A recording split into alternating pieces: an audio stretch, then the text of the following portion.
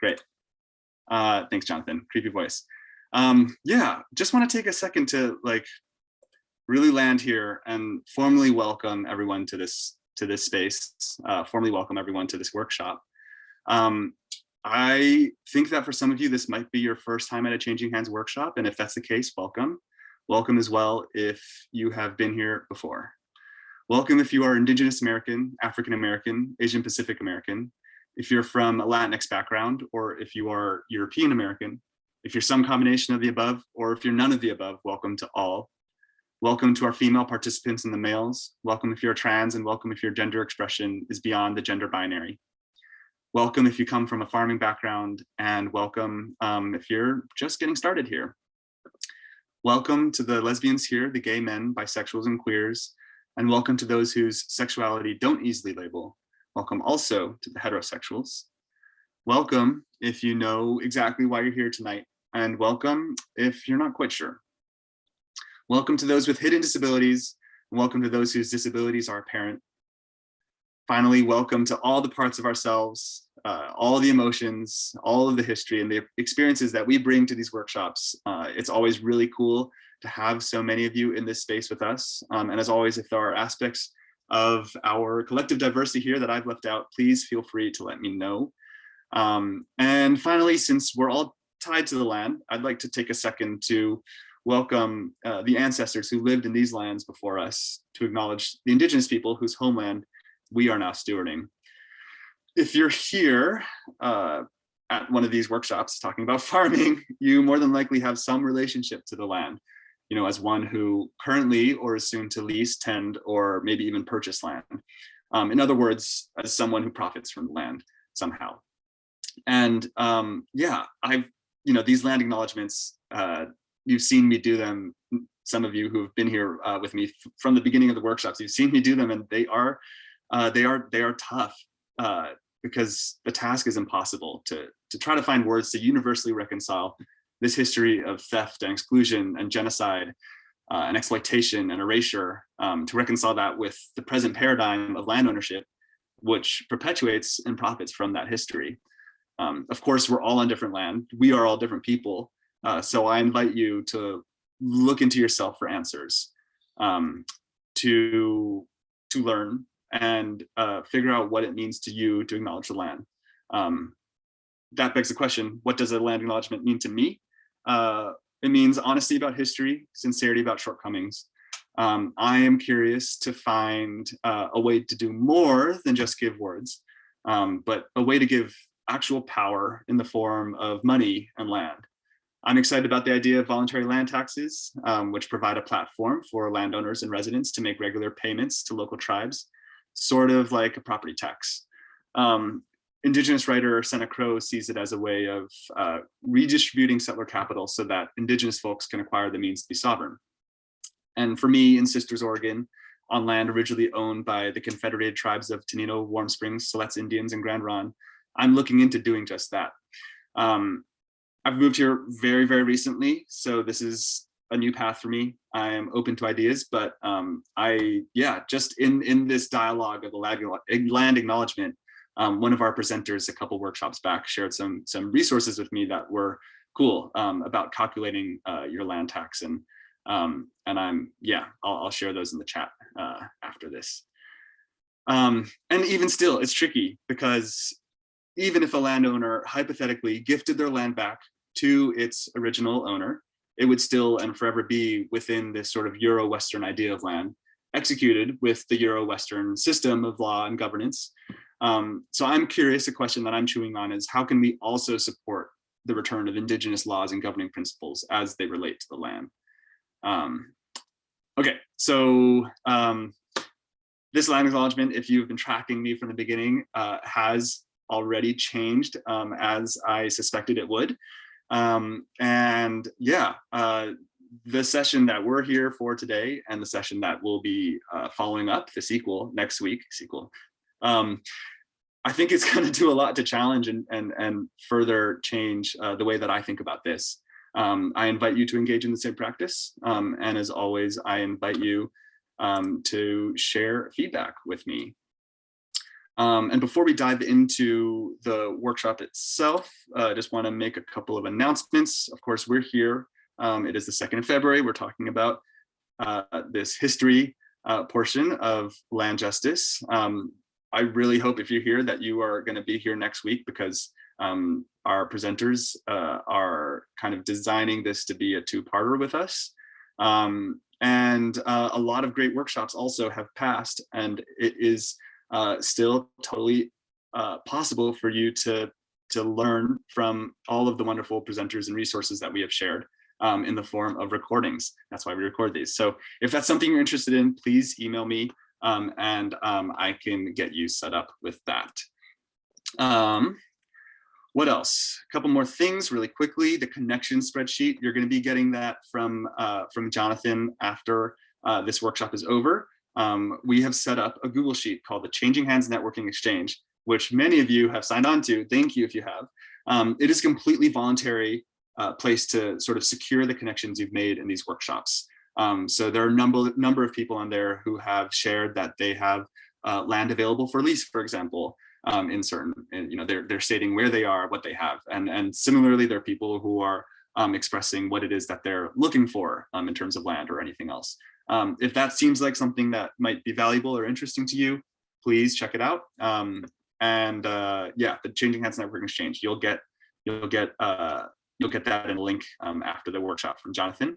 And then also, just like last week, it was our first time trying this, and a bunch of you stayed on.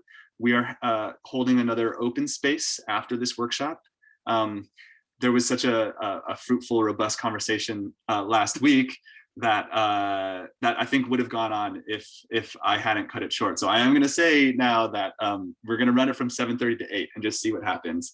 But I really invite you all to hang out if that's something you want to do, and we'll totally informally just chat about the workshop or about anything else. Did I miss anything there, Jonathan, before I go into sponsorships? Nope, let's do it. Cool. So let's see here.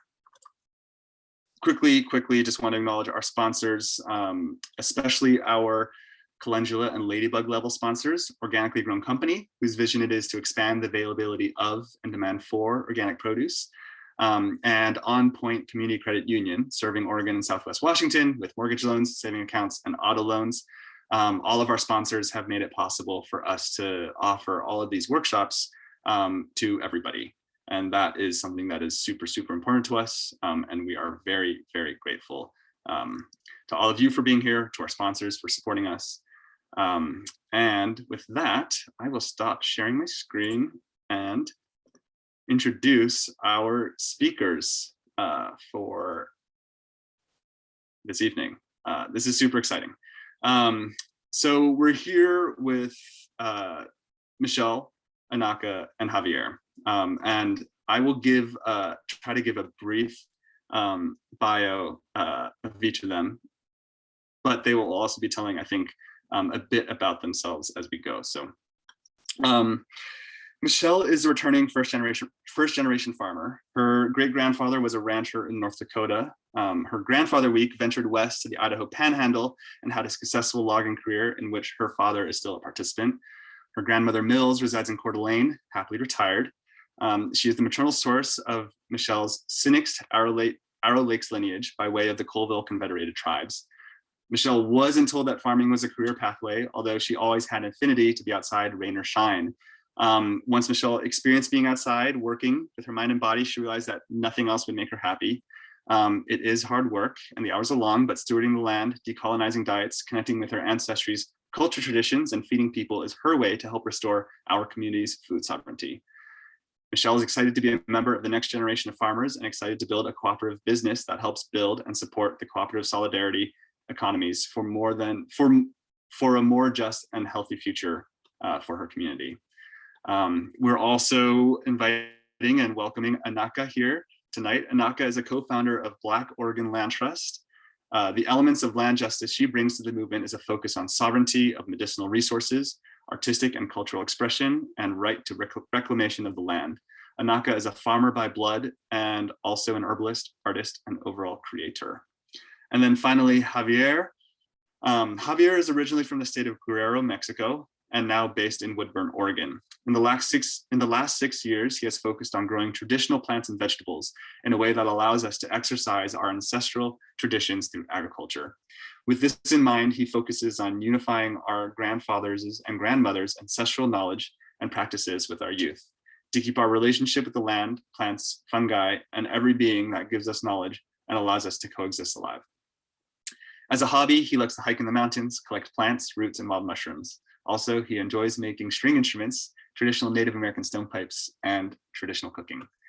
So honored and excited to welcome our three wonderful speakers here tonight. They're going to be speaking kind of one at a time. Feel free to write in the chat if you have questions, and we'll make space for that. But some of our presenters might want to kind of tell the full story. So really ask that, it looks like you're all muted, which is great. Ask that you respect the space, and we'll make sure that there's space for everything to happen. With that, I'll hand it off to Michelle. Hello, everybody. Thanks for joining. I'm Michelle. I use she, her pronouns, and I'm Sinai, which is Arrow Lakes. We're part of the Colville Confederate Tribes, and I will be sharing a PowerPoint here. We practice this right beforehand, and then for whatever reason, I always forget at the moment of share. There we go. We are so far into it. Let's go back. There we go. The name of my farm is Husquiet. Actually, that's really funny. Whatever that font is, it's missing a little accent over the Q. And it translates to good rain in the Sinai language. So I would love to constantly be calling it Husquiet, but that doesn't, as you can see, some of the special characteristics don't transfer into our websites and social media and keyboards. So we have to get creative. Yeah, and I'll be talking primarily to Indigenous land justice issues and history tonight. And my hope is that, I have about 15 minutes to go over a quick overview of hundreds of years of struggle once contact was made with Europeans. So we'll see what we can do here. And for the record, Jeffrey, I can't see the chat. So if questions come up, I'm happy to be interrupted to answer them, but I don't know if they're happening. Sounds good. I will interrupt. So as I said, I am part of the Colville Confederate Tribes, which is this kind of darkened area here. I actually have family buried up in Kettle Falls, that star. This is a map I found of the area, and it's a map of the Upper Columbia canoe journey travels that they do annually. The Arrow Lakes are actually, there's a nice little, I love this map too, because it includes cross US to Canada travels. So the Arrow Lakes are actually from up in Canada. This is north central Washington, just like straight shoot up above Spokane and Coeur d'Alene area. And so we're way up here. The Colville Reservation in the United States used to reach all the way up straight to the Canadian border, and they chopped that whole section off as a result of some of the legislation we'll talk about. So our reservation was cut by 50% essentially. And it's interesting. I'll get into more things here. I have lots of family learnings, but they're slow and they trickle in. It's not something people enjoy talking about, nor do they think that I should know. They don't think it'll affect my time here, which is always an interesting thing to navigate. So Husquiet Good Rain Farm focuses on native food sovereignty. A lot of that is through decolonizing our diets, and that is revisiting foods that were once mainstays and main dishes in native cuisine that weren't considered productive enough for capitalism or tasty enough to the European palate. So we've lost a lot of those foods. Something along my journey in learning this that constantly comes up is that a lot of our, when I Google a food that I find, I'm like, oh, this is a first food. It's one of our foods. The internet will largely say, oh, don't eat that. That's poisonous. And it's not. It's just their way of keeping people from reconnecting to that culture and having food sovereignty, being able to find food to consume that maybe doesn't come through the commercialized pathways of capitalism. So through food, we revitalize cultures and uplift food sovereignty. And a big part of that, revitalizing cultures and food sovereignty, is returning to practices of reverent, sustainable land stewardship. And that is it's hard to upkeep culture when you lose access to the land. And a little bit in that little box there, right? There are tendrils here of relearning coyote stories and Arrow Lake stories, creation stories, and language for me as well. And that's why I named the farm in the native language, was to put it out there that it exists, that the language isn't yet extinct. The Arrow Lakes people, the Sinai people, were considered extinct up until this last spring. So we're almost 12 years back on the planet, which is really exciting. And that had to come from somebody, a Colville member traveled across the Canadian border and hunted an elk and started a bunch of legal proceedings there. But I've also heard from people from all over that, like, they rarely see our language out there. And so when it says Hasquiet, Good Rain Farm, they're seeing our language again. And it's a reminder that we're still here and we still have a language, we still have culture to share. So Indigenous land, as I said, is a bit of 500-year plus experience of loss and grief and struggle. There is a common thread amongst the many tribes in North America. Again, I'm just Sinai, I'm Arrow Lakes, and I can only speak to that experience and that experience of having relations in the Colville Reservation as well. They say there's about 500 federally recognized tribes. We'll see a few legislative actions here further along, but there's thousands of tribes, not just those 500. And yeah, there's a lot of folks out there. So I'll be speaking to just that experience directly, but a lot of it has had experienced the effects of these more broad experiences. So there's a lot of systemic barriers to generational wealth, that is building equity in land and thereby achieving economic mobility, health and wellness, and culture, and that self-determination of sovereignty, not just of governance, but of customs and practices, lifestyles and choices, and of food, of course, is what I focus primarily on.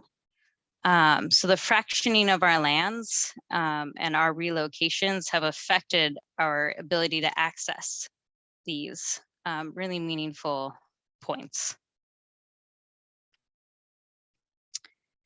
So as far as health and wellness is concerned, as I said, each tribe is unique and evaluates and kind of determines these to fit their community and culture and what they believe. But a lot of it does kind of come back to land. Really, without land, who are we?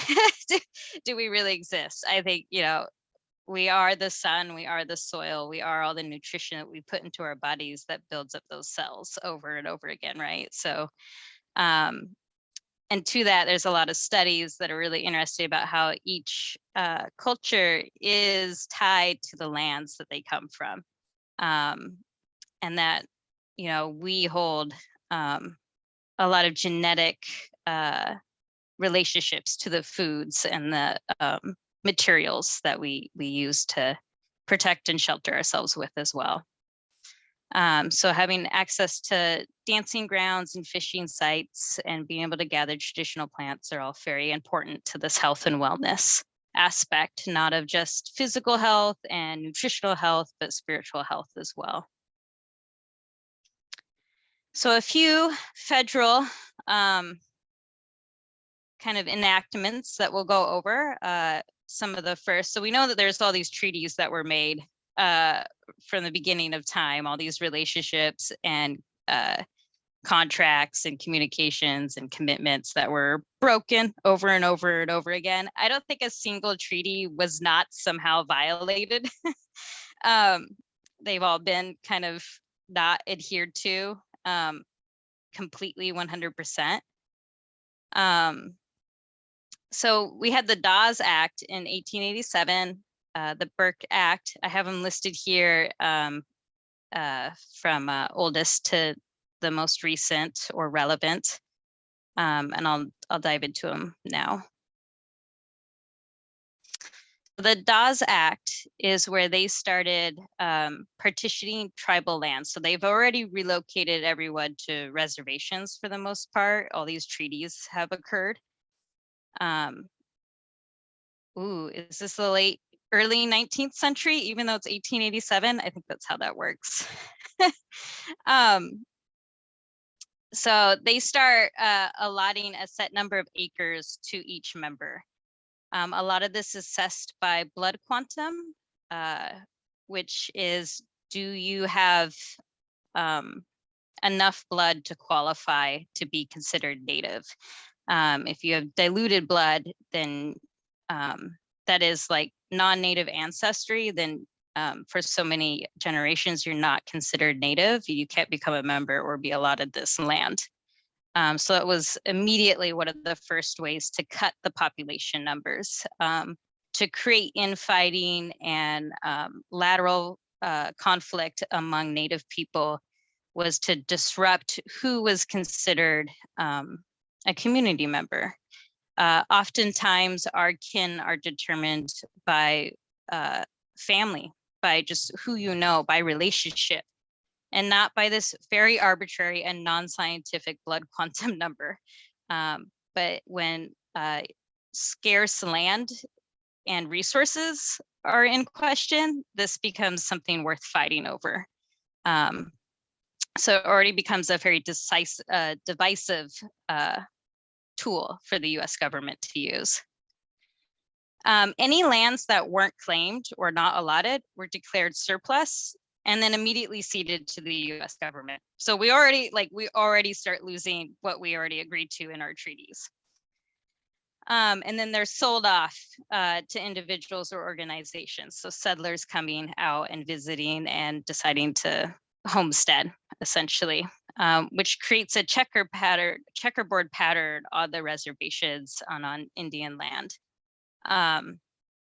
So it's not good. So like reservations, even though you can go on Google Maps and look at them and you'll see this shaded in area, there's definitely in every single one like little holes and checkerboards of privately owned property that is not reservation owned. So a lot of the US land was not ceded in the first place. What was and what treaties were created were broken. And then they further took what the US government said they would hand us to through this allotment and took more of it away. So you just see how quickly we're whittling it all down.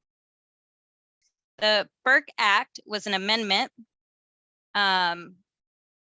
and it basically starts levying taxes on the property, but they don't tell anybody that there's taxes being applied now to the property that they're supposed to pay. So you end up in default, and it's essentially like debtors. Prison system, I guess, is like they just start seizing land that people haven't paid on, and taking it to the federal government where they can redistribute it to non-natives. Let's see, and that was 1906. And in 1934, they did the Reorganization Act and the concurrent resolution 108. So they no longer do land allotments, but the US state is now the trustee holder of the land property. So we can't trust Native people to manage their own land and their own property. So the US government actually owns the reservation lands and treats Native communities as children, essentially, right? Like they're in under guardianship, under trustee.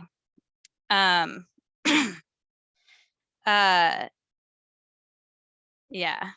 And then a lot of tribes also lost their sovereign status through this and are still fighting to be federally recognized again. So like I said, when we talk about like, oh, there's these 500 federally recognized tribes, that's not even the tip of the iceberg of communities that were here on Turtle Island on North America before contact. Those are just the 500 tribes that are recognized. And usually that's also categorized by reservations. So it's the 500 reservations that are recognized. And like my tribe, the Colville Confederated Tribes, there's 12 tribes on one reservation. So we don't even get like the privilege of being distinctly noted in that 500. In 1865, oh, this is out of order, I'm apologizing. There was a special field order 15. It regards the freedmen slaves and the freedmen community. So there were these 5 civilized tribes in the southeast, the Cherokee, Choctaw, Muskogee, Chickasaw, and Seminole. And they were considered civilized because they had like written constitutions. They spoke English, they had converted to Christianity, and they owned slaves and participated in the Southern economy, which are not necessarily great reasons to be considered civilized, honestly. And that's definitely a European term applied to these tribes. So there was some allotment of land there, and then of course, a lot of variety of ways where it was lost again. Again, back to the blood quantum and the Dawes Act and other creative ways to take that land back. And it also didn't last very long. So it was done in January and it was overturned that very same fall. So it was barely 9 months old order before that allotment of 40 acres per person was lost, or per family unit.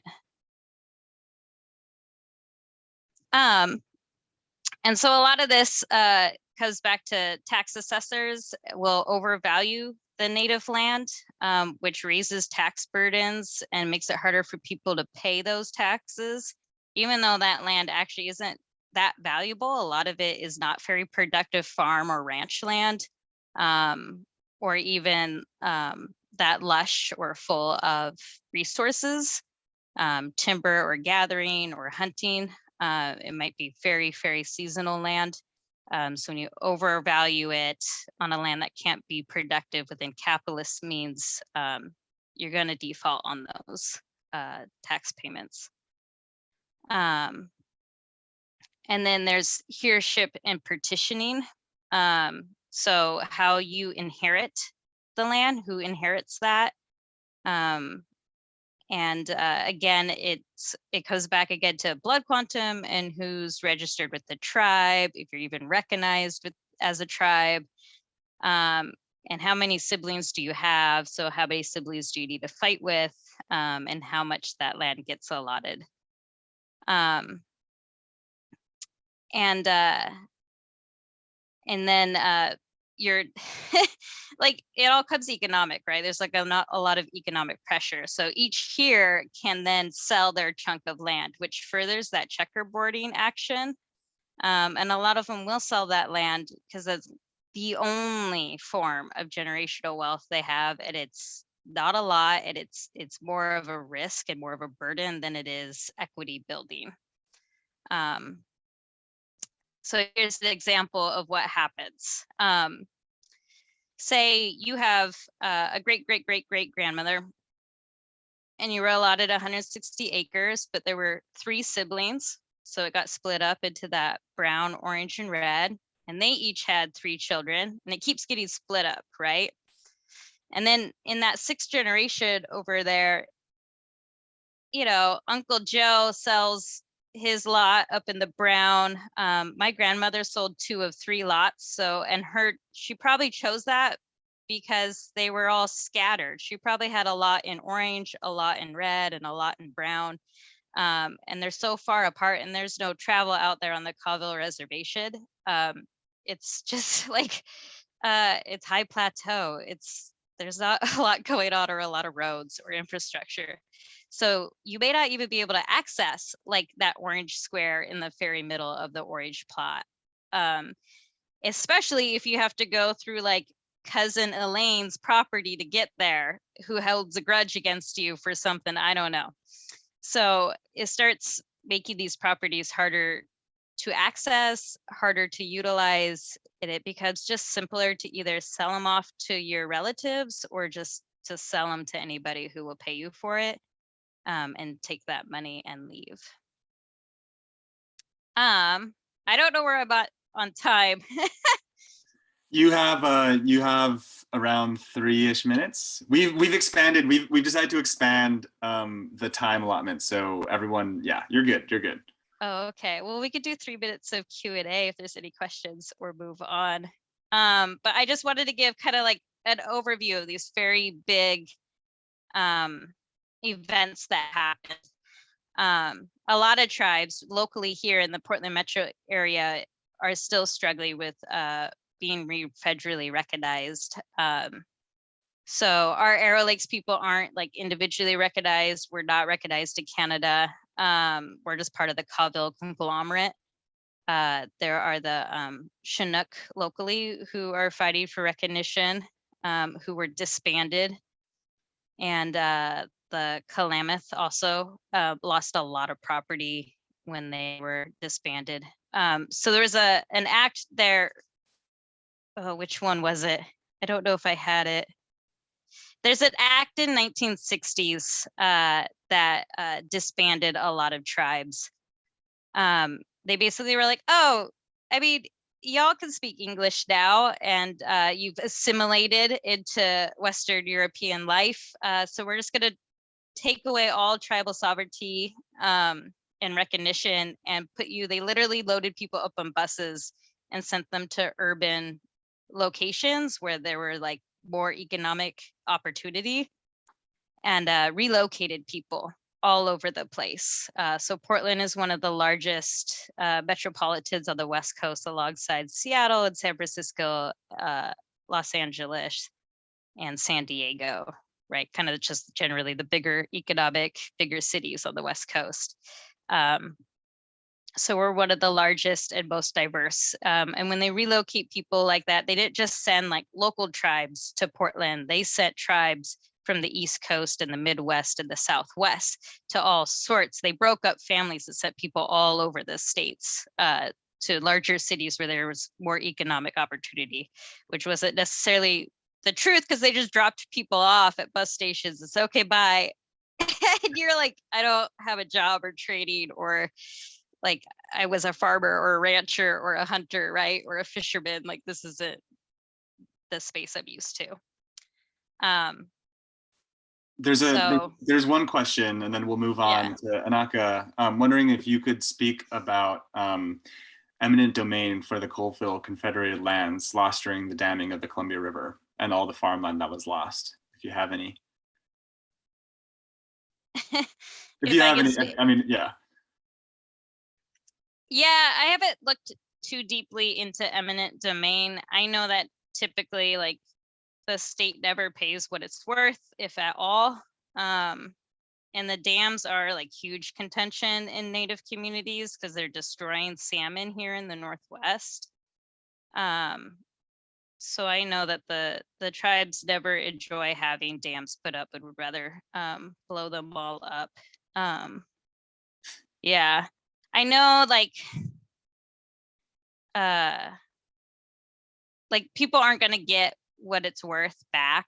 I don't think ever. If anything, like a lot of tribes right now are raising money and purchasing land from private owners back. And they're starting close to reservations, but they're also focusing on larger chunks. So a huge chunk was just donated. They say donated. There was a huge fundraiser and payment as well. So no one really got off with a straight donation there. Up in the northern Colville lands valley. And then the Nez Perce got some land near Spokane as well, I believe. I don't quite remember right now, but those were two recent land acquisitions. But they're usually purchases, no matter how the headlines switch it. Like, we're just losing money buying back land that was ours, is stolen from us, that we were never compensated for. So as far as like when we lose farmland because of dams, it's gone, and we will ever like see that financial compensation. The best we could hope for is continue to dismantle dams. And I know that they did just dismantle one dam right up near the border, and the salmon are able to swim up past now. So that's pretty cool. Yeah. Cool.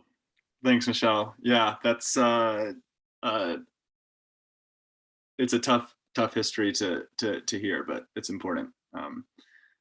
And excited to hear next week what you have to share. We'll turn it over to AnAkA now. Yeah, and just to everybody, maybe while AnAkA is getting ready to share a screen, these topics are massive and sprawling, and I think the best thing we can do right now is listen and learn, and then talk about it. So yeah, hopefully this is a starting place for that. Okay, AnAkA. Okay, thank you, Michelle and Jeffrey and everybody. Hello, I'm AnAkA. My pronouns are she, he, or they. I grew up in Portland, Oregon, but yeah, just for full transparency, a little bit about myself. My ancestors are, on my father's side, are mostly from Augusta, Georgia. My father is a cowboy that still to this day hasn't gotten his horse, so I'm working on it. So I grew up a farmer by blood because my father's side is mostly slave descendants, or we're all slave descendants on my father's side. And then my mother's side is white. They're Quaker descended.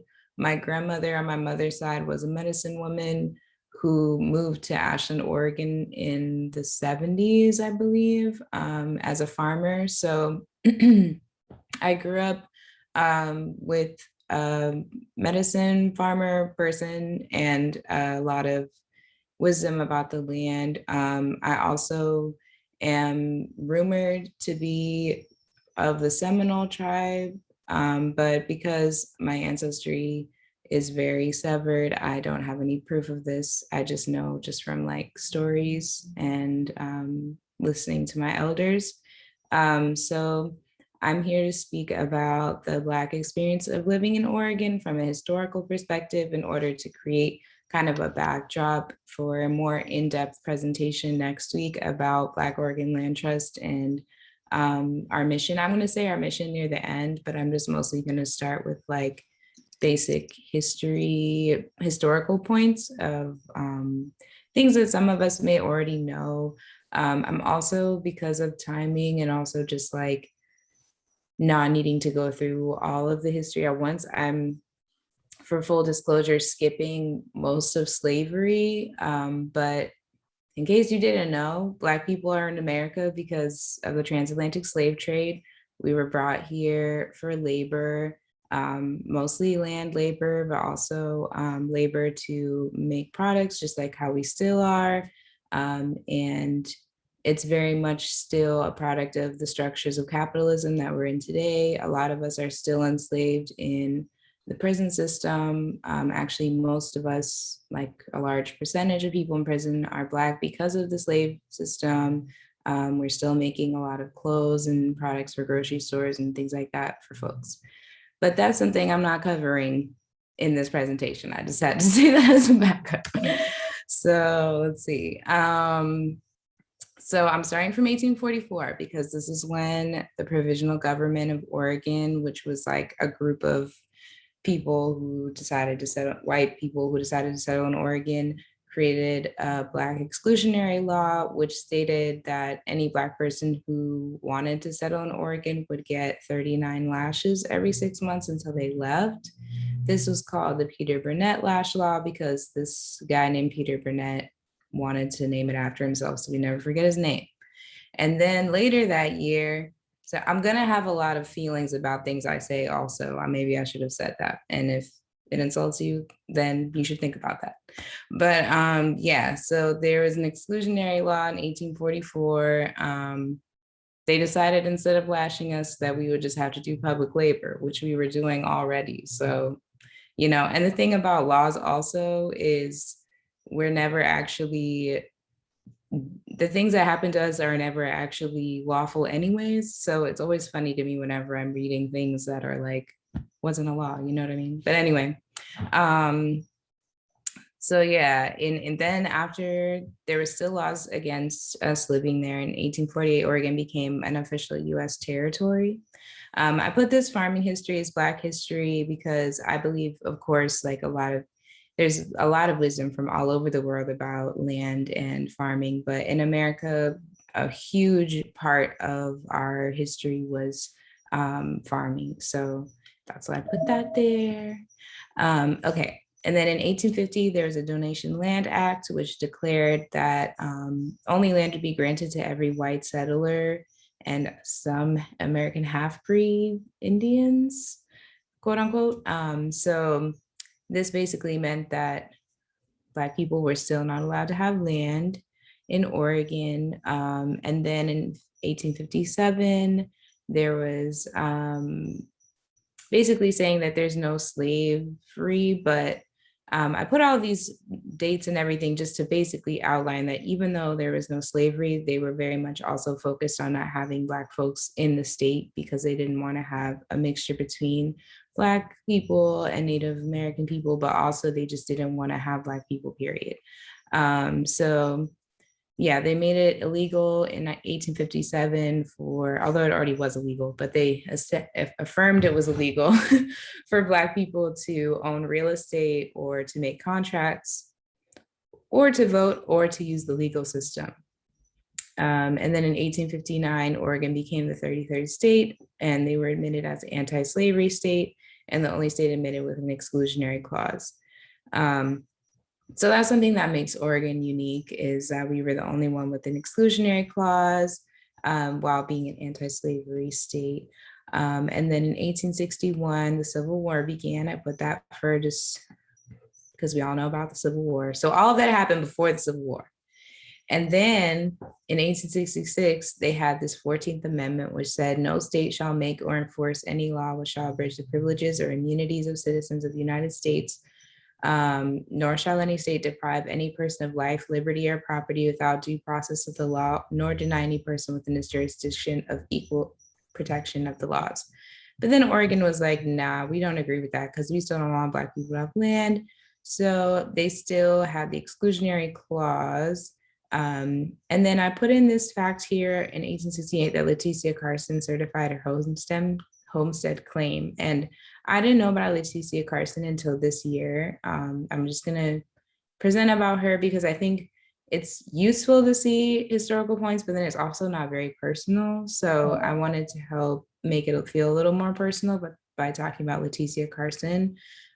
So Black Oregon Land Trust, we have a few partnerships right now going on, and one of our partnership projects is with Oregon State University around this project because Oregon State University currently owns land that used to belong to Letitia Carson. So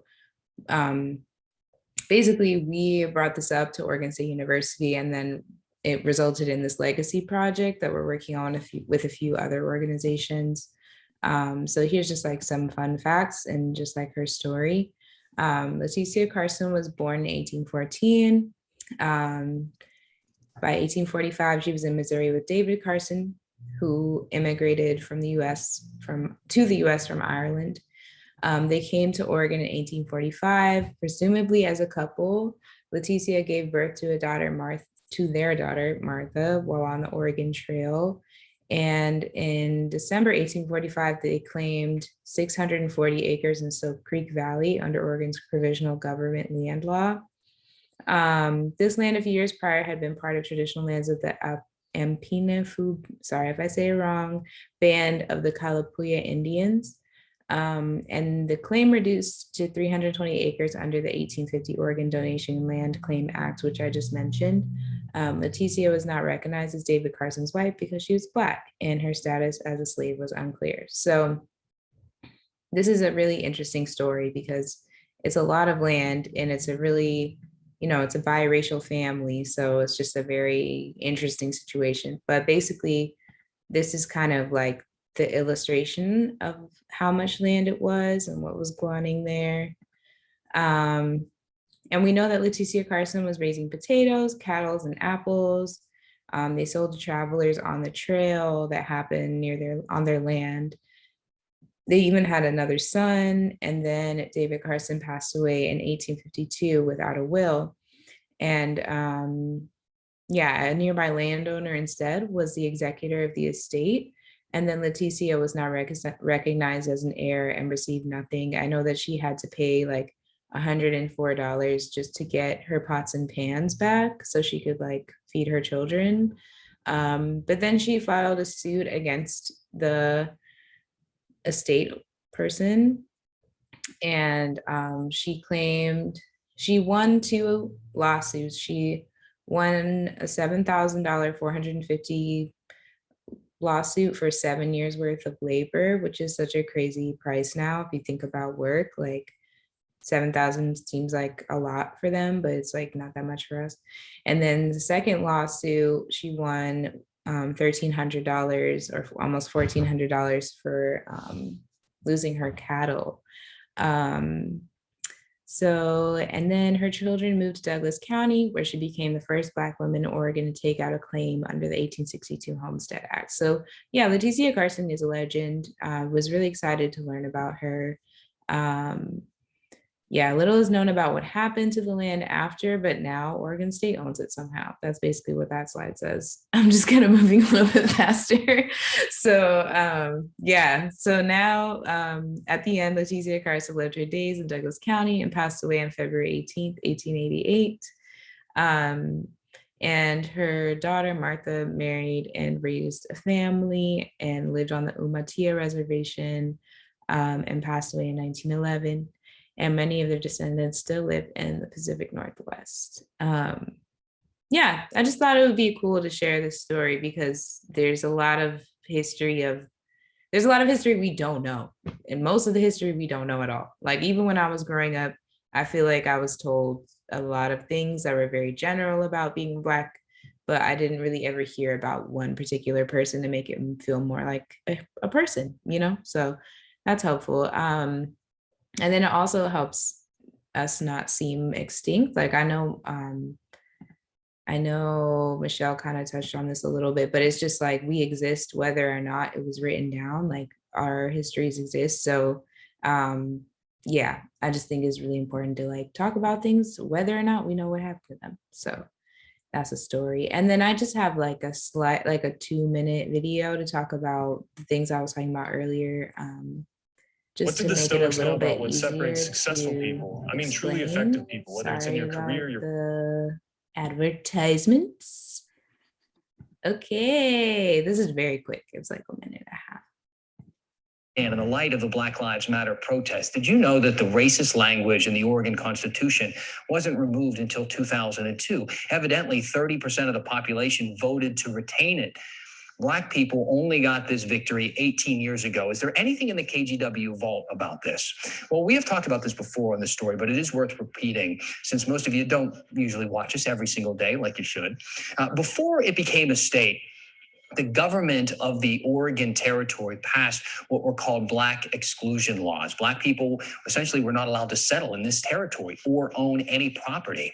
Those laws became part of the Constitution when Oregon first became a state in 1859. Voters eventually did repeal those laws in 1926, but like Robert said, the actual language was not removed from the state constitution until 2002. And 30% of voters at the time wanted to keep that racist language in. In the early 1900s, the Ku Klux Klan was booming in Oregon. Oregon actually had the largest KKK membership per capita in the entire country, and they helped get racist politicians elected to office, including Governor Walter M. Pierce in 1922. And like a lot of cities across the country, Portland was no stranger to redlining. Banks denied mortgages to people of color in certain areas, created segregated neighborhoods. The map you see here of Portland shows how it was divided up in 1940. The red areas are labeled hazardous because of, quote, undesirable populations. The federal government banned the practice in the 1970s after the civil rights movement, but the effects of it are still doing resounding harm to this day. Okay, so we all know what redlining is. I don't really have to explain that, but basically the reason why, yeah. The video I don't think was working, but the audio worked. Okay. And we can send the great. video. We can send the video out after the workshop. Okay, cool. Yeah, basically there it. was like imagery like this, and then there was also a map that showed the redlining of Portland at a certain time. But yeah, the main facts I wanted to get, thank you, Jeffrey. The main facts I wanted to get out of that was because of the exclusionary state laws, it made it perfect place for the KKK to just be hanging out and flourishing. And then it also made a really easy situation for Black folks to not be able to get insurance on their homes. I also have heard a story about a neighborhood that was an all Black neighborhood that even had like jazz clubs and everything. I think it was like in the 60s, but then they built I-5 through the I-5 freeway through it because there was no insurance on the homes and they could just burn them down and be like, oops, you know? So basically we've been set up to not really be able to own anything, which is a huge impact on our freedoms and our sovereignty. But I'm just going to keep going with a few more facts.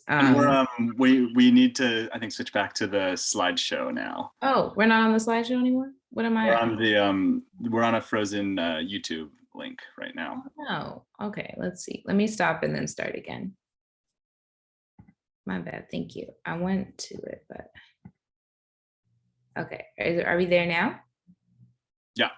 Okay, great. Thank you. Technology. But yeah, so basically here we are now. So we're 1921. The KKK is in Oregon.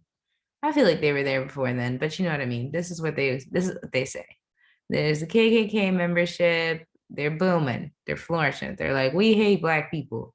And then in 1957, yeah, basically you can just see from this fact that we are not included. There's no form of inclusion going on here. And that's why I put this land justice as racial justice picture, which is actually of Shantae Johnson, who runs Mudbone Grown Farms and is the president of Black Oregon Land Trust. Just saying that land justice is racial justice because as you can see, I'm doing my best to make a connection between historical things that are happening and how most of the laws are around who could physically be on the land and who could not. And that's just very much related to where we're allowed to live, how we're allowed to live, and who has the freedom to do so in a safe way. So just kind of as a summary, not even a summary, just a way to bring it all the way up to this time. In 1860, there were only 128 Black people in a total population of 52,000. And in 2021, only 1.91% of Oregon's population is Black. So not that much has changed in terms of not that much has changed in terms of how many Black folks are in Oregon, basically because of this exclusionary law and the way that it was founded. -1% of Oregon farmland is Black owned, which is incredibly problematic because that means we're in a position where all around this nation, we're in this position, but especially in Oregon, we're in a position where we're completely reliant on other people for our food system and our food intake. And then I wrote, in 1910, Black Americans in the nation owned 14 million acres of land because of, not in Oregon, obviously, but across the nation. But because of predatory laws, discrimination of the Department of Agriculture, and policies from the Farmers' Home Administration, the majority of Black landowners lost access between 1910 and 2007. 80% of Black farmland has been lost. The freedoms to secure our own land is a primary way that generational wealth is built and passed down, as was said earlier. So kind of going to what a solution is that I'm a part of. Black Oregon Land Trust is a nonprofit that was created as a solution to this history specific to the state of Oregon. We're creating new and interdependent pathways for community land ownership so that Black communities have the security and freedom to grow our own food, to practice our culture, business, and have businesses and protect our families.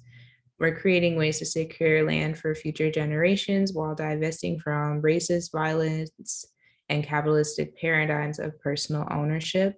Kind of similar to what Michelle was saying, like we're also just doing our best, and also Jeffrey in our intro, just doing our best to rethink what ownership in relationship to land is and how we don't want to just keep continuing this cycle that's been killing us. All of us, not even just Black people, everybody. And then the good news is, and the reason why I love working with RFC, Changing Hands program, is 2/3 of the Oregon agricultural land is going to change hands in the next 2 decades. So this is our chance to, you know, encourage equity for all peoples, but especially those of us who have been put at such a awful position, to have access to our own systems of food, health, cultural sovereignty, and education. I know that personally, my father, for example, like I said earlier, he has a lot of wisdom about the land and about animals, but he's never had the financial ability to have land or even a house or even his own, you know, like we have such a, like, I didn't even go into the economic disadvantages that have really happened. I was just mostly focusing on land disadvantages, but you know, it's one thing to have land and it's another thing to keep it up and be able to have your animals and other things. But I know that he has the wisdom and the ability to do so. So I hope that by doing this work, I'm able to create more opportunities for folks who are just naturally supposed to be on the land every day instead of stuck inside in an apartment because that's what they're told they can afford. So I'm willing to answer some questions. This is just like our email for Black Oregon Land Trust and our website, and then some resources. So when this is sent out, you can feel free to click any of these links. And if you want to pay a girl for Black History Month, you could Cash App or Venmo AnAkA 444. Yeah. So that's my little point at the end. But yeah, I think there was some chattings going on here, so I'll stop. I don't think there were actually any. It was mostly just appreciation. And the video wasn't working. Oops. Yeah. People feel free to ask questions. We do want to reserve the last 25 minutes for Javier. So yeah, maybe we can ask questions at the end too. You don't have to. We do have questions at the end, and then remember we have a session next week, and it's going to be a lot more open. So if people, you know, just want to take it in right now, that's totally fine and understandable. And we'll have more space next week to get into discussion. So maybe let's dive into to Javier here. Thanks, AnAkA. Well, thank you so much. Thank you for this opportunity, and thank you for the presenters. Of course, you know, we share similar stories, similar history. So I want to just start, you know, like a grandfather taught me that you have to honor and ask permission. He told me the owners of the camp So the people, the essence that we don't see, but they're here with us, and they're the true owners of what we claim to be the owners of the physical aspect. So with that permission ahead of me, I do want to just share with you that I'm going to try to focus more on the historical aspect of a lot of us, as people call us immigrants. In this case, I want to focus on the Bracero program. And the main reason why is because that is one of the biggest legacies that we have, that we still keeps impacting a lot of the farm worker community. With this in mind, my name is Javier Lara. Again, I come from the state of Guerrero, Mexico. That is on the Pacific Ocean side of the country. I come from the Nahuatl community. Nahuatl is the second most spoken language in Mexico after Spanish. We have about 64 active languages. And one of the things that is really important to mention here is that a lot of these communities who speak these languages, who are natives of this continent, are here. They're in your backyard. I think one of the biggest differences between our brothers and sisters of the tribal communities here is that we are not recognized. But we do carry the same legacy. It's hard to be an Indian in a Mexican territory. For the last 500 years, it's been really hard to be an Indian there. You do not want to be an Indian in a Mexican territory, and you don't want to be a Mexican in the U.S. territory. So in the same way, it's a complex topic, but I feel like, yes, we do need to talk about it, not just to change, like your topic of this presentation is changing hands, but I think the goal should be changing hearts, to move in a collective approach about this critical, sensitive issues. But I just invite you not to be afraid. Let's talk about it. If we don't, silence is more painful than the true actions that are going on all over the country and the continent and the world, for that matter. So with this in mind, I do want to share my screen with all of you. And again, this focus more on the historical approach of millions of people who were before us. And of course, they were after, of course, a lot of the people, like AnAkA share, brothers and sisters of other continents, like the Black community in this case. Anyway, so the Bracero programs, for many of you who are not aware of this topic, Bracero, if we break the word Braceros, brazo this is what's called in Spanish, brazo, which means an arm. Braceros in this case is referring to the arms of people, in this case specifically to Mexican people. So with this in mind, that is the topic. And I want to share with you that this program itself, it happened when the Second War was going on. The men were fighting in the fields, and the women of the U.S., they were sent to work in factories and all over the cities, the major cities everywhere. So with that in mind, it meant that the fields, the agricultural aspect, the land producing food, there was nobody to do it. So Mexico was invited to support the U.S. And finally, after several tries, the Mexican government agreed to support the U.S. and in this case, with Mexicans coming to do labor and pick up the harvests and bring the food that it was needed during this war, during this ugly war. And this is just the images that it shows the reality of how people were treated. You can see they will get in lines, huge lines. They will send their scouts people to convince the Mexicans to come to the U.S. and work for the U.S. for 6 months and then renew again the cycle for another 6 months and so on. So they will go all over the country, Mexico, and they will convince these people to come and be a worker in the U.S., to be a bracero.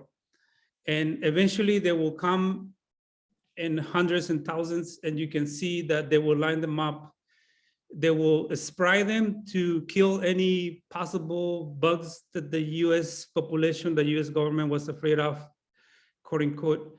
So they will spray them and they will be checked all over the body. I don't show pictures of this, and I don't show also the stories of some of the braceros because, you know, sensitive topics perhaps and sensitive images, but there were men who were almost all of them were checked in the anus as a man. It was a huge humiliation just for any hemorrhoids or any type of things that they were looking for. So they will do it, they will line them up again, and they will, quote unquote, process them to come to the US. In a way, I call them the dark or the ugly welcome of the US to the braceros who came into labor in the US. For a lot of growers, this was a dream. For a lot of farmers, they couldn't believe it, that they have free labor. They have, you know, workers they will bring them and they will put them in the stadiums in a place where massive group of people can be concentrated. And from there, they will ship them, they will send them to different locations and then provide the labor that it was needed. I mean, as the both pictures show, you see them waiting for their turn to see where they're going to be sent. And then on the other picture, of course, you can see how they're doing the labor that it was needed. The program was active for 22 years. And what makes it really interesting is you're talking about a huge quantity of people. You know, 5 million people were brought here. Several states were very, you know, they took advantage. They were from this program.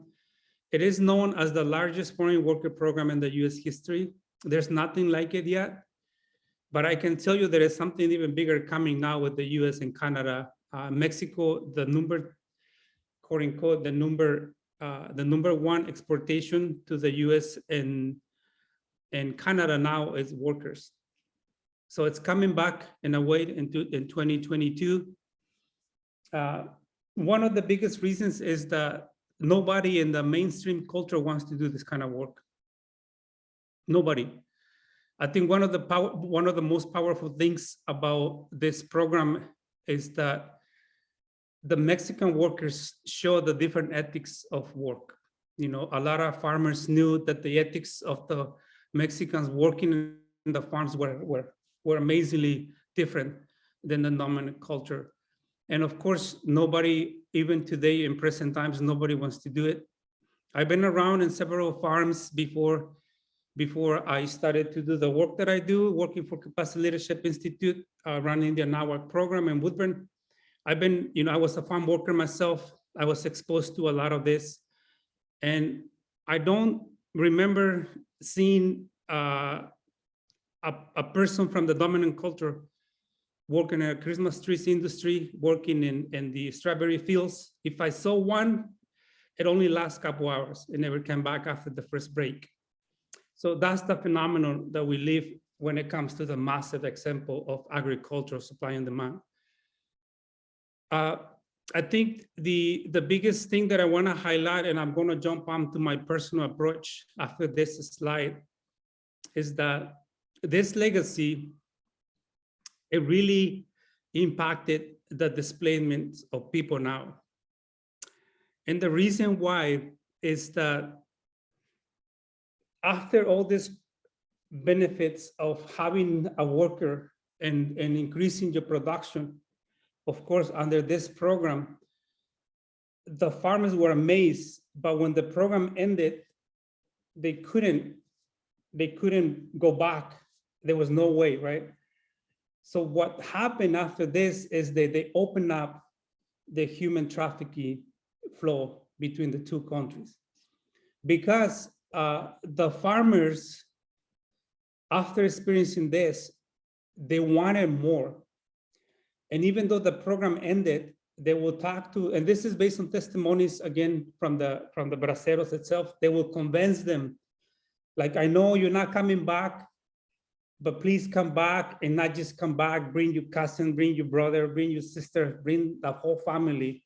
You know, like one farmer told me one time in Oregon, in Canby, Oregon, after the first Christmas tree season that I worked for him, he says, "You work so fast. I want 3 Javiers come back and work for me. I want 3 Javiers just like you, you know, and I will give you a full-time position the whole year." So again, you know, they saw my back, they saw the 2 arms of my peers, the farm workers, in this case, the Braceros. So that opened up the flow of the human trafficking. At the same time, it is this legacy that is still has the farm workers as the scope of dehumanization, right? Because not just the Bracero program, just like, you know, AnAkA share, we share the same legacy. You know, there's any ethnic group that does the labor force in agriculture are the ones who are excluded almost in any law possible in the history of the US. So slavery was one, and then even before slavery, a lot of Native Americans were also farm workers. But then you can talk about the African American, and you can also talk about the Asian Pacific Islanders. And of course, right now we're talking about a lot of the people from the South, right? Central America, as known as Central America, South America, and of course, North America, in this case, Mexico. Just for the ones of you who don't know, North America is Mexico as well, because that is part of the continent. A lot of you think that North America is the US and Canada. So just a little sharing right there. Mexico is also North America. Anyway, so sharing this, I want to tell you that these people, these 500 million people, something happened in their life. They changed fundamentally from the way they grew up, the way they knew the things, the way they lived life, it changed. And so when they came back and when the program ended, they couldn't go back either to the lifestyle that they used to live. I mean, think about it. You can talk about the clothes, the eating habits, you know, the impact that will head to you, and then you will bring it back to the community where you come from. In my case, I want to call it, there was an infectation going on. You know, you got infected. Once you met a Bracero back home, you will get infected by the US dream, of course. And that was the case of my brother. So he met a Bracero. He wanted all the things that the Bracero will bring in the area where we grew up. And then my brother came to the US. And then, of course, as a collateral damage, I also became infected, right? So what happened then? I have no idea what the border was. I never, in fact, imagined what the border was. People talk about it, that in order to come to the US and work in the land as a farm worker, you needed to cross a border, but I had no idea what a border was. Well, I can tell you that when I crossed the border about 6 times. And then you can see, this is during the time when I crossed the border. You have more than 2,000 miles that you can choose where you want to cross the border. And most of the line, it was an imaginary line. There's not even such a thing as the border during those times. So it was a completely imaginary line when I encountered it twice. I did encounter physical line 4 times, but I had the whole border to choose from. So in 2009, I wanted to go back to the border because I have very, very strong encounters that it really haunted me for years, experiences that I encountered in the border. And I wanted to go back to see how was it, you know, now as a US citizen, I wanted to see how it was to be in the border as a US citizen. Because when I crossed it, I was undocumented. I did it 6 times, horrible experiences, but at the same time, I still wanted to go back and encounter it in a whole different perspective, from a whole different approach. So in 2009, the border, the US politics, they created a physical border in almost half of the border. As you can see, all the green lines are now physical walls. right?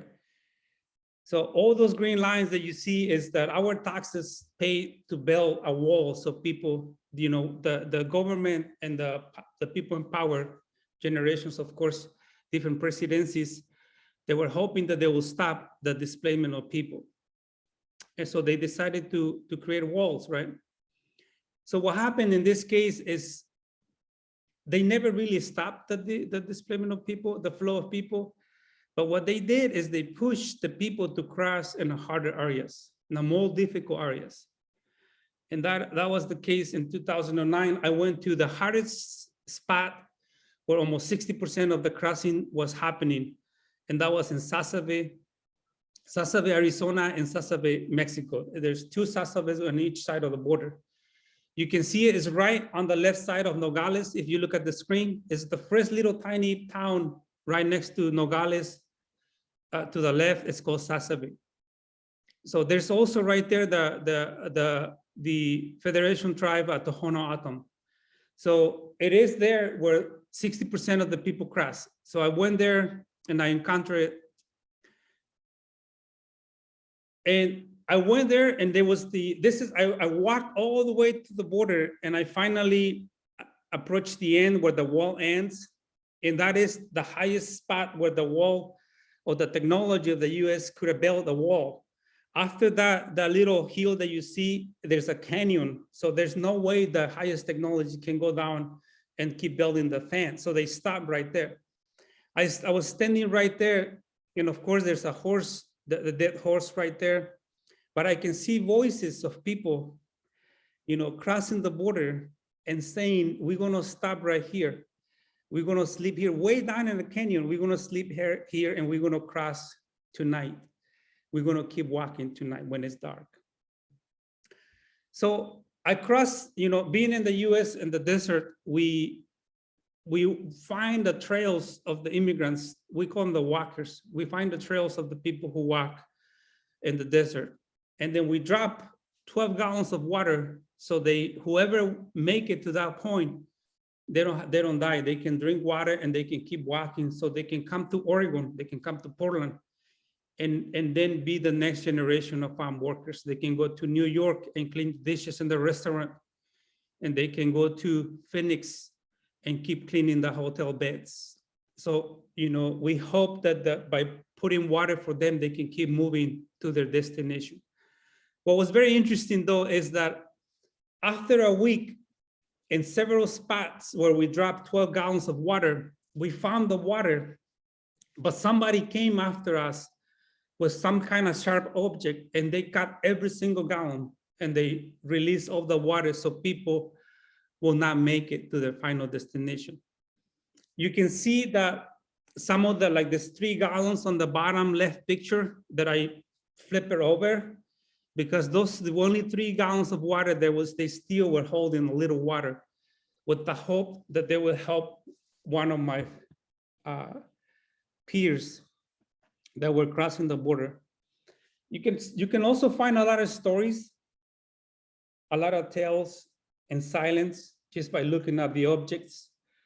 There's a lot of backpacks. There's a lot of clothes everywhere. Basic needs material, they lift them in their trails. There's even a little shelter that it was built. It was put together so they can rest under the shade, crossing in the desert.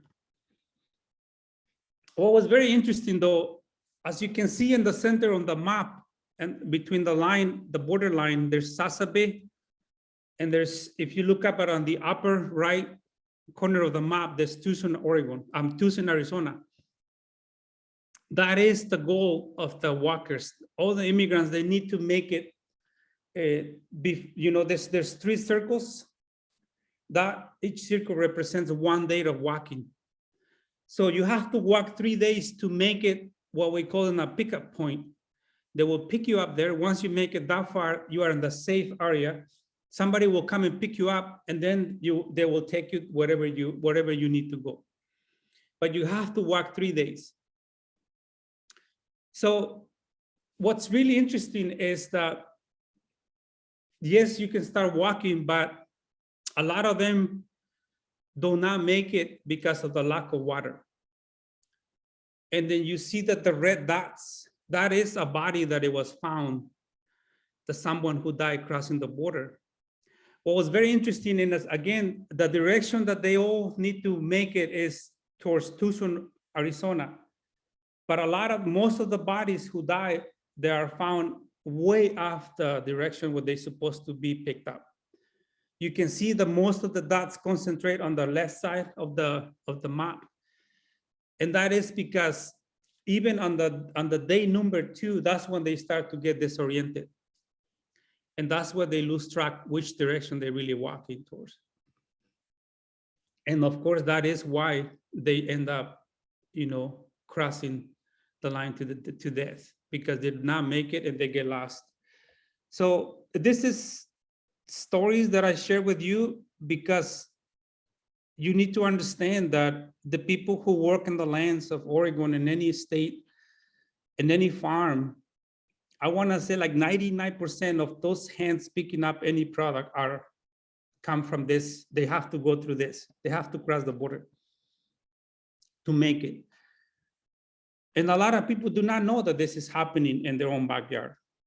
And a lot of people vote so the walls can be built, right? So this is the statistics until this point. Until, 2012. I look at the website of Humanity Borders, and right now it's about 3,500 that are people who are found dead in the border. I do share this again because it also, you need to understand that in this phenomenon, we also have a dream, and that is, of course, to own a farm, to own a land, to own a house, to own a car, to own a truck, because that's what it was given to us as a legacy from the Braceros program. People never knew what a check was. People didn't know what take a break was, take a lunch. We didn't have that kind of system. We don't have that kind of life, especially the indigenous communities where we come from. We don't know the system, but it's been introduced to us. And after that, you cannot go back again. You understand what a check is. You understand what a break is. You understand the work system of the US. And then again, the push and pull factors of that phenomenon, the historical, the history behind is still going on today. So we lost a lot. We lose families, we lose cultural tradition, language, identity. And based on what I also show you, we lose our life. Many of us have done it.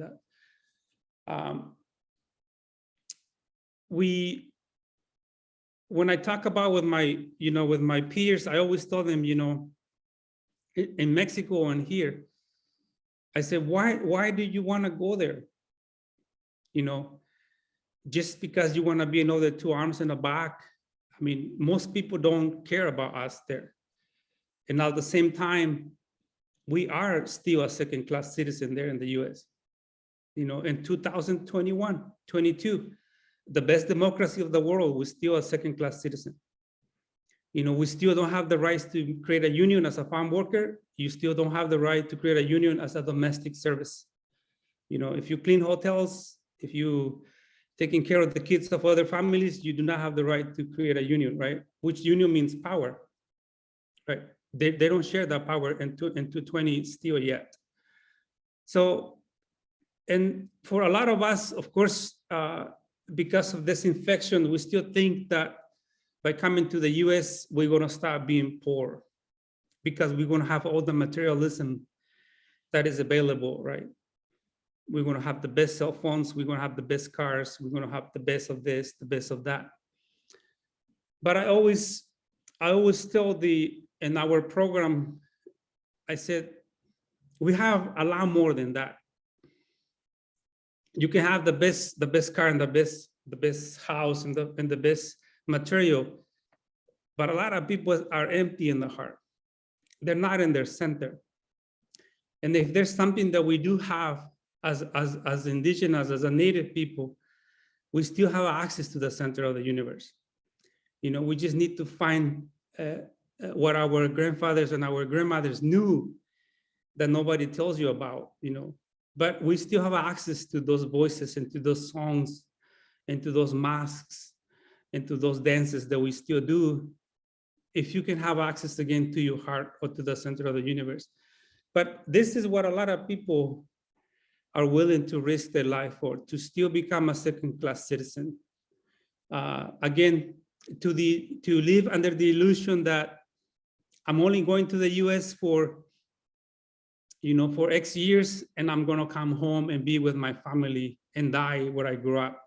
That's just an illusion, because most of the people that I know, once you come here, you kids grow up here, and then you get old, and there's no 3 years already passed by. You say you were coming for 2 years, and it's gone, you know.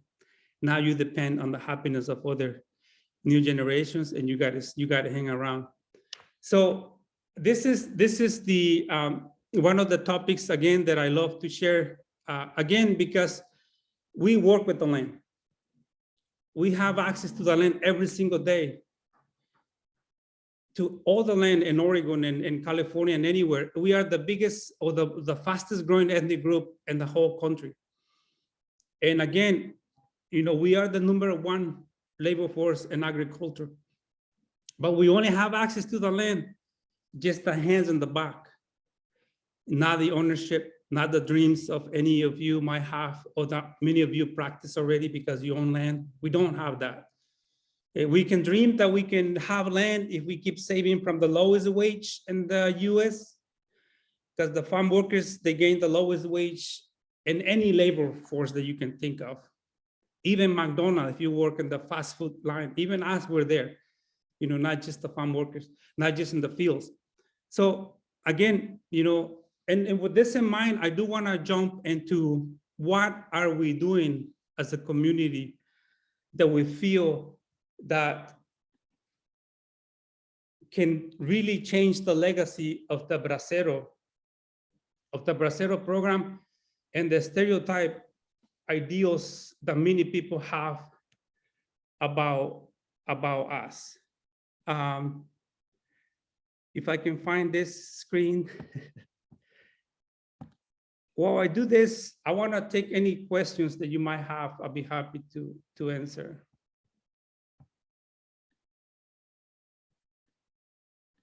Thanks, Javier. Or any comments too. I'll just say one thing. I mean, to you, Javier, and AnAkA and Michelle, that was, yeah, that was totally, you know, I'm ostensibly organizing these workshops, and I was completely surprised by everything that I've heard. I'm just sitting with it. I also noticed that it is, it's 7:33, so, you know, if you all participants here, if you have to go, I understand. We are gonna pick up this conversation next week, kind of pick up right where we left off, but I'm just, yeah, sitting here with it. But yeah, can I just finish up real quickly, if you don't mind? Go for it, of course, yeah, yeah. So basically, I know there's a second presentation that we're gonna do, and I was gonna focus on what are we doing. And basically, as you see the screen, we're doing our kickoff, our AnAkA campaign, and we're gonna start collecting donations. We buying 60 acres in Tuner, Oregon. So again, because we are more than just farm workers, we have the center, we are the spiral, right? The grandfathers and the grandmothers. It's in our genetics. Again, it's in our dreams. That's how we, the natives, move. We follow the dreams. The spirits come and connect us to the dreams, to our sweat lodges, to our ceremonial approaches. They're there, you know, we are part of the bigger spiral. And again, you know, we are languages, we are culture, we are food, we are tradition, we are corn, we are the three sisters, you know, that's part of what we do. So if you want to follow us, this month, we're starting our capital campaign. This is the contact information, and I'm going to go deep next time and the next presentation, but this is our contact information. Follow us, connect us, throw us any questions, and of course, become one heart with us. Thank you so much. Thank you, Javier. Oh, goodness. Yeah, those of you who've been to these workshops before, you know that we usually end with a poll and some closing remarks, but you know, this is part 1 of 2, and it's just, it feels like the only appropriate thing to do right now, at least to me, is to just sit and absorb that. Yeah, I just hope that all of you here will be here next week. Again, we're gonna just jump right in. We'll have more space. I am gonna hang out on this Zoom line if people want to chat now. And there was one question that came in, Javier, if while people are still here, maybe if you wouldn't mind speaking about the farm worker overtime bill coming to the legislature, and if there's any way that we all can help. Absolutely, that's something that it's been always a fight, a struggle in the legislative sessions every 2 years. PECUN, the Farm Worker Union, Pineros y Campesinos Unidos del Noroeste are there taking the front as our sister organization, and they are, again, I think we have created a huge political capital with other organizations, progressive movements. I feel like you should follow pecun.org. They are the ones who keep posting consistently where we are at on the political agenda of the farm workers. I think there's a huge chances we won the driver license for the undocumented community. Now we can drive safely on roads. That was a major victory, and we still dream that the overtime can happen in a very near future.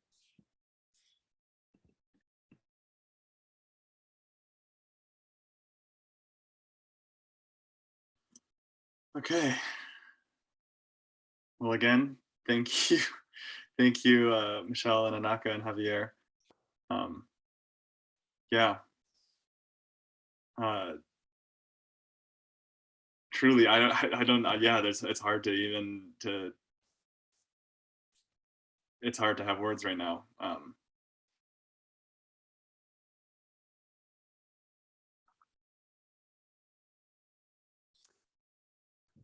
So I'm gonna go ahead and stop recording. Okay. That's okay. Yeah. So we'll have weird, creepy computer words. I apologize.